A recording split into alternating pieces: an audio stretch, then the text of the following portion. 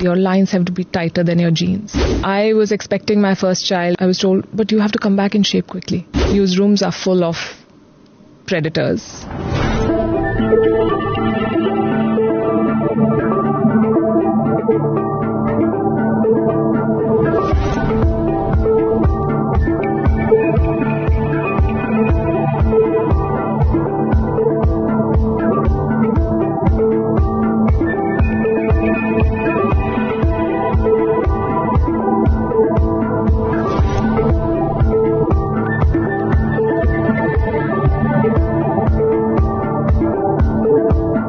Senior women journalists also commenting on attire of women journalists.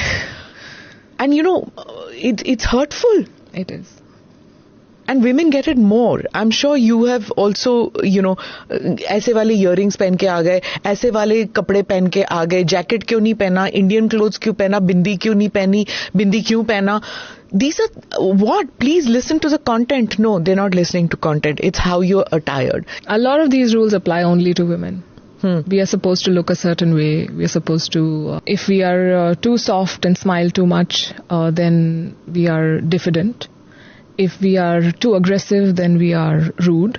There's never a good fit. I think over the past few years, one by one, I've thrown all the rules out of the window. I want to wear jhumkas with a jacket, I will wear it. You don't like it, don't watch it. There was a situation when I was told to take somebody off air because of weight, and she was miserable, and she'd gone through some issues health-wise, and she said, I'm working on it, and I knew she's working on it. But this happens. I remember when I was expecting my first child, and I told my boss about it. I was told, but you have to come back in shape quickly. And the congratulations followed later. And he was not a mean person, but this is how they are programmed. I remember my daughter was, I think, a year old, and she had an acute ear infection. And she was crying. I said, I have to go to work. And everyone said, okay, she'll be fine. But I reached office, I got ready for the show, and the headlines rolled. And after the first headline, I started crying. Okay. And because I was not on air, and the team was very good, and the PCR guys, they went into a break. And I said, I know she's fine, but I just don't like being here. And for weeks, I worried that I may have appeared as less committed to my work because I did this. Because no man would ever sit in a studio and cry and say, I have a sick child at home.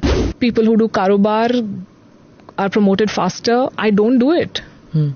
So then I will never be... Explain this now. Karobar. Those who don't know, yeah. Karobar is a bar in a car, in the simplest of terms. After your shift ends, you stand outside in the parking lot, put your glasses on the roof of your car, drink, chat, gossip, and then go home.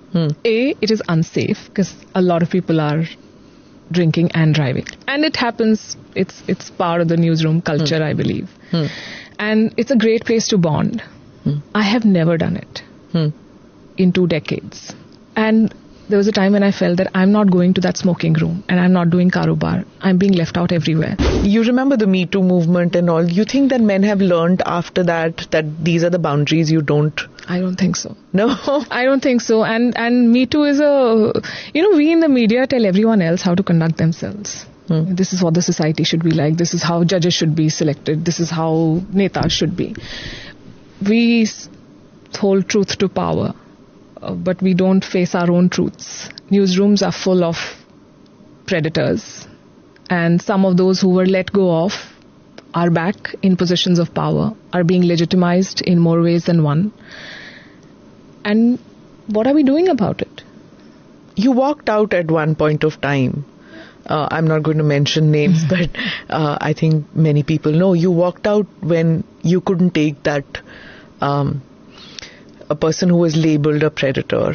Do they come with a certain learning when they come back after they have gone through the the shame of being called a predator? I don't know. And I don't think it matters. You have wronged so many people. And why should you get the benefit of the doubt now? That is one. And second, I don't think they change fundamentally. This person you're talking about, someone told me that she was his subordinate in a newspaper, and she went to him and said that, this is my script. And he said, your lines have to be tighter than your jeans. Jeez. You get away with it. How do you get away with that? And what do you do to the confidence of that girl? And we let them be and we give them space. Because a lot of us don't want to be branded as trouble. About 15 years back, I went to the studio after a big interview had just finished with a very prominent minister. And the studio had different sets, so I had to do the news from another set. And the editor is asking the minister, would you like tea or coffee? He's not replying. He's not replying because he's staring. And it was a big newsroom, and he kept staring, and I felt violated without him having said anything, without him having done anything. How do you quantify that? Yeah. And what do you say? That he was looking at me? Yeah. But you feel terrible.